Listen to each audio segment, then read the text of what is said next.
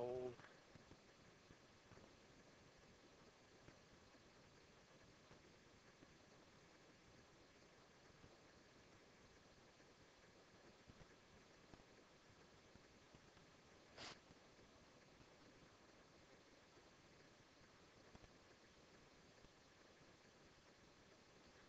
So now we're playing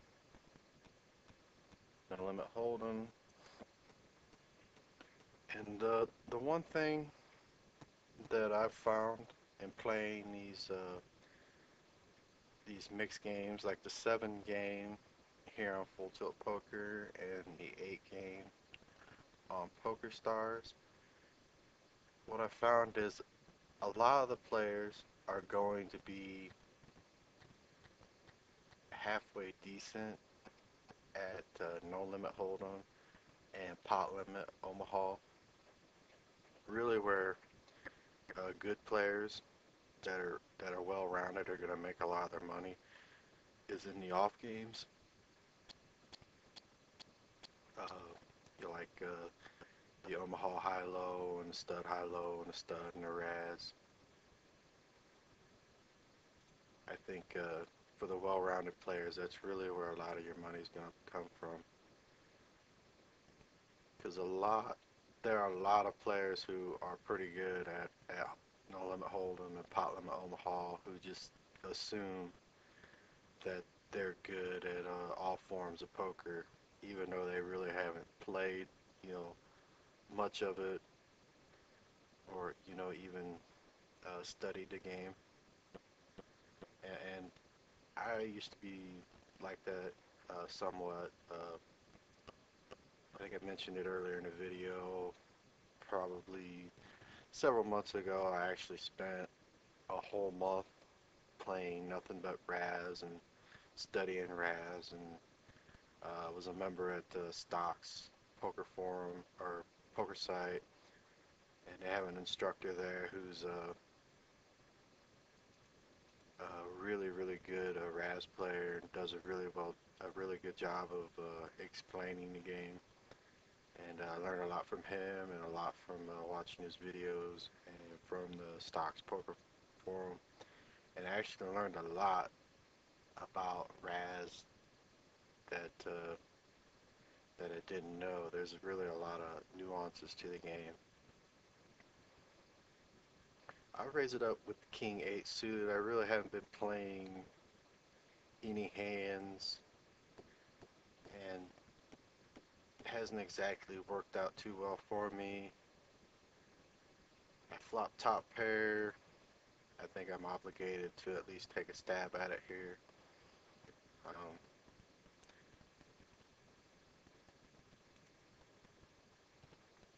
I'm a little concerned. It's really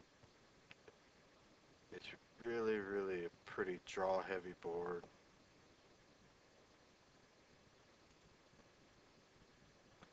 And it's gonna check.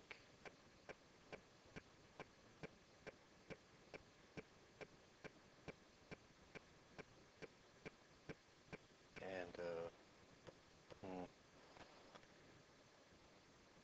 I mean, I could very well have the best hand. It's just, do I really want to play, you know, a huge pot with a weak top pair hand like this? I mean, and I think the correct answer is no. I think I can find a better spot to play a big pot. And you know, part of the biggest mistake I made in that hand was probably just playing the hand. You know, King 8 suited's not that great a hand. I just it's gonna fold. But it happens. Nobody plays perfect poker, and when you make mistakes like that, don't compound the problem by losing a big pot. You know, with a marginal hand. Just cut your losses, and if you feel you're beat, just cut your losses and get out of the way. I mean, I think I could have fired return there. The only problem I had with that was is I think he could have definitely been on a flush draw, and I actually think that was a pretty decent size of his range was a flush draw. Even if I bet the turn, he's gonna call, and I'm still not gonna know where I'm at in the hand, and I'm just gonna end up, probably checking it to him on the river, and he's gonna, he's not gonna have any showdown value with a busted flush draw, so he's gonna have to bet, and I'm just really not gonna be able to call.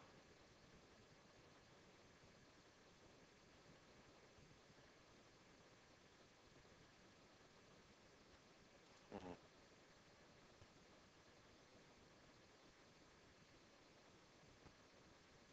I think I'm gonna check raise him on this flop.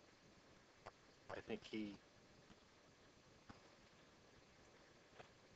didn't go for that. My plan was to check raise him because he seems like the type that's a bit of a calling station. I think I'm just gonna check fold here. I really can't represent anything. I think I get called by all kinds of silly stuff here. Let's see what he had. So he had pocket sixes,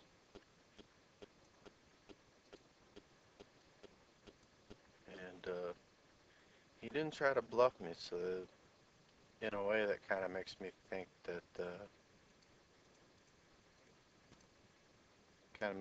the king eight laydown was probably a good laydown. He doesn't seem like the type that's a big bluffer. There was like $33 in the pot, and he bet 27 pretty quickly. So that was probably a good laydown. Okay, we're playing pot limit Omaha high. It's gonna fold here. It's kind of a pretty raggedy hand. I know it's double suited, but um, it's really not all that great, and my position is terrible. If things would be a lot different, if I were in the cutoff or on the button.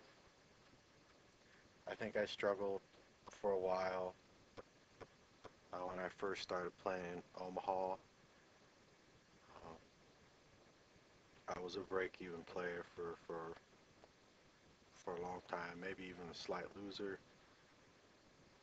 Um, and I think that was probably one of my leaks was playing, marginal hands like this from early position, you know,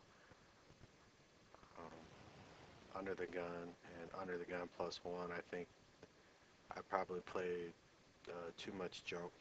Hands like this, these are the type of hands that I would, always seem to get involved with in pots with. And they don't make very good flush draws. They don't really make as many straights as you think.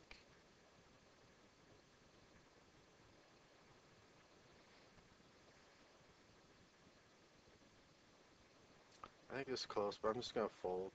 I could definitely call there. And I'm kind of wishing that I had now, but that's kind of how it always goes. Every time you lay down a hand in a marginal spot, seems like something like that happens. And you can see I would have had the nuts. And would have rivered a really crappy diamond draw on a paired board, and I really wouldn't have liked my hand. But the way this hand has played out, it kind of looks like I would have had the best hand.